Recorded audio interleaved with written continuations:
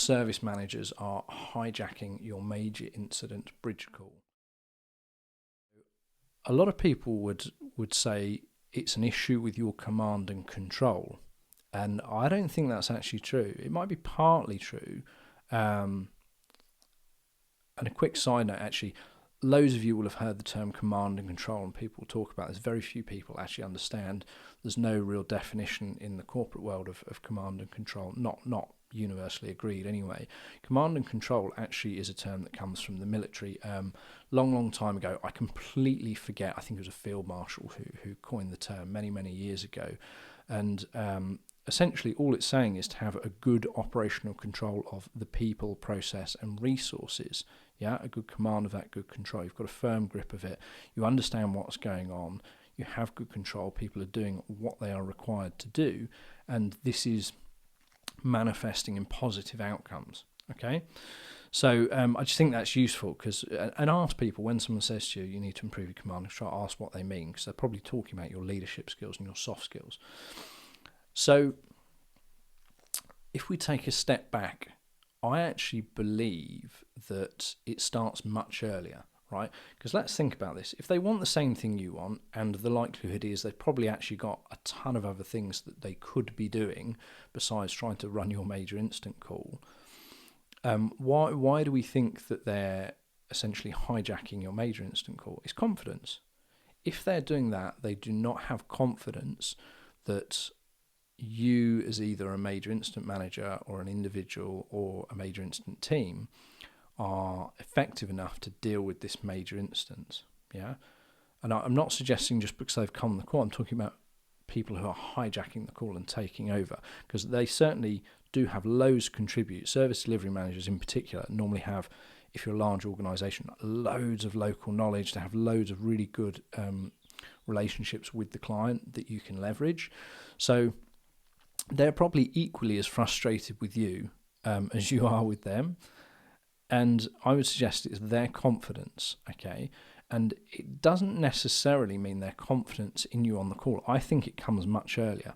So in the global best practice in IT major incident management that we teach, there is 3 phases to a major instance. Technically, you could say there are 5, because there's one before everything that actually leads up to the identification of a major incident, and there's one after, which deals with administration in other departments, not the major incident function. But so we talk about 3 phases, okay? The initial 15-minute phase, the post 15-minute phase, and then the resolution and closure phase. Now, in this episode, I'm not going to go into loads and loads of detail about what all of these mean. I think at least the terms are self-explanatory. Now, the objective of major incident management is always to restore normal service operation as quickly as possible via workaround or permanent fix. Sometimes those are the same thing. The quickest route to fixing or resolving a major incident is to actually apply a permanent fix and not a workaround. But again, we'll get into that. What's really interesting is the initial 15-minute period of a major incident. That is, the major incident team has accepted the handover of a major incident, or it's been declared as a major incident. I've told you about the core objective, but let's talk about sub-objectives. Now, one of the sub-objectives of the initial 15-minute period is to instill confidence in stakeholders and end users. Right, now let's look at what typically happens. So we say the initial 15-minute period because we believe if you have a slick and robust major incident function that's set up properly, everyone knows what they should be doing, 15 minutes is more than enough time to get out initial comms. Yeah, and the second part is the subjective is to mobilize the IT operation. Okay, really important, those 2 things, and you understand those sub-objectives. Let's unpack that a bit. Mobilising the operation doesn't necessarily mean you know everything about the major incident at that point. It means you've mobilised the technical resolving groups to investigate. They are beginning diagnosis on the major incident. Okay, they are collecting data. When we talk about inspiring confidence in stakeholders and end users, this is really, really key. First of all, if I'm a service delivery manager and it's been half an hour since a major incident's been raised and I hear about it from someone other than the major incident team, how confident do you think I'm going to feel in your major incident management performance and leadership? What's worse is if the customer goes to the service delivery manager and says, look, we raised a major incident an hour ago, half hour ago, 20 minutes ago, we've not seen anything about this. And the service delivery manager doesn't actually know that this has been raised. They're not aware of it. Okay, that's a real problem too. So it doesn't look great to the organisation. The service delivery manager's in an awkward spot. And so really, there's a symbiotic relationship between the major incident manager and the service delivery manager. You need to give them confidence and inspire confidence in them for them to feel that they can essentially be a bit more hands-off in terms of actually running the major incident, and they can focus on their role, which is looking after the client, sourcing local knowledge for you and just supporting in any way they can. But they're not going to feel particularly confident.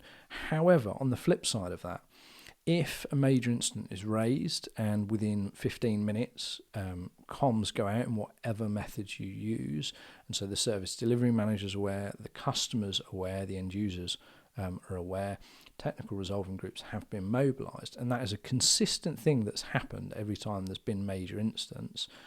And right there at that point, the service delivery manager, the rest of the IT operation, your customers and users, they're going to feel a lot more confident in your major incident management, and they're going to feel like you're effective. They're going to feel like you have a good handle on what's going on. And so it's a really simple thing to do, but I would definitely suggest that if the service delivery manager or whoever it may be, the leadership, is hijacking your major incident call, I would definitely suggest that it's a confidence issue, and the confidence has to start right at that first point, the initial 15 minutes. You have to inspire confidence in the people around you in order for you to be allowed to manage the major incident properly and going through. I'd also suggest the comms and the updates you send are vital in continually inspiring confidence, because it's even if we get it right at that start, there is an ongoing battle in which we need to keep control of this major incident and continually inspire confidence. We need to know what's going on. We need to know timescales. We need to know who is doing what, how they're doing it, and be able to articulate that. Now, there's an added layer of complexity to this. We won't go into psychometric profiling and understanding the different personality types in this episode. I'll save that for another episode. But what you need to be conscious of is communication that you have with individuals needs to be tailored to that personality type. Okay, so if we use the DISC methodology, okay, because it's complex enough that there is real value in it, but it's simple enough so that somebody can understand the basics of it, pick it up and use it in a live operation and actually be more effective very, very quickly. We used to use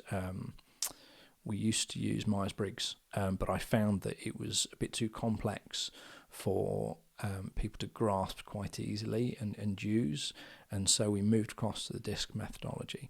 Now, without going into it in too much detail, there are multiple personality types within this, and they all interpret information differently. They all see and view the world differently. They have different goals, different behaviours that they would exhibit, and different motivations.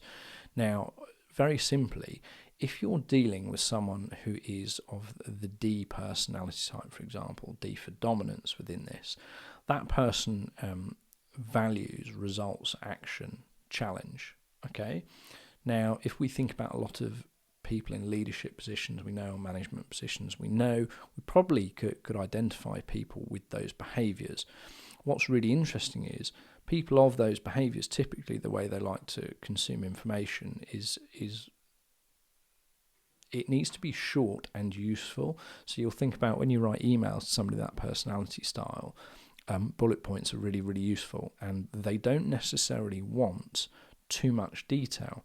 And the reason this is so important is if you're dealing with a service delivery manager someone in leadership, your CIO, who is of the D for dominance personality style, in most interactions, they probably don't want loads of low-level detail. Now, if you are of a personality type that sits within the C for conscientiousness, or S for steadiness, you're probably quite analytical, you're probably quite detail-focused. And so you might be doing the absolute right thing when you convey information to them. Let's say you're on a phone call with them, and you might actually have a really good handle on everything. But what you're doing is giving them too much detail. Now, somebody with that personality, what often happens is the service delivery manager will think, because you are giving them so much information and so much detail, they will think that you're potentially not confident in what you are telling them, and they'll feel like you're oversharing. And it's interesting because your intent is right, and actually your behaviour and knowledge could have been absolutely perfect, but their interpretation of that is different. And the ownership's on you as major incident managers. Everything's our fault. Okay, this is the mentality I want us to have, and I'll go into detail on the extreme ownership mindset on another episode. But just because your intent is right and your behaviour so far has been right, it's your fault for not trying to understand their personality type and tailoring the message and communication style to that person and that individual and the way they communicate and the way they interpret information. Okay, so there's loads and loads of levels of this. So we're just kind of touching the surface. But I want you to think about that and really look at people and go, well, is this someone who needs loads of detail to feel comfortable and confident?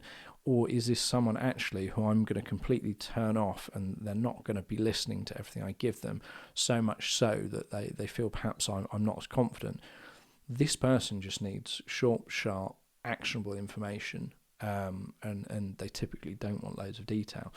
So, or the conversely, the opposite could be happening. Yeah, so you could have someone who does require loads and loads of detail. Often technical people are like this. It's partly why they're so good at what they do, very, very detail focused, which you need to be. But maybe you're somebody who is used to just giving very small snippets of information, and for that person to feel comfortable, for that service delivery manager to feel comfortable, they actually need lots of information. And there's lots of ways you can do this. Look, if you're earlier in your journey of building a relationship with that service delivery manager, there are loads of things you can do to deal with this. But I would suggest getting your process right and making sure you set the major incident up with stakeholder confidence and end user confidence at the forefront right at that initial 15 minutes. Will certainly make your life a lot easier, because it just doesn't work the other way around. If you get the start of a major incident wrong, well, you've pretty much lost your audience already, and you're fighting a losing battle.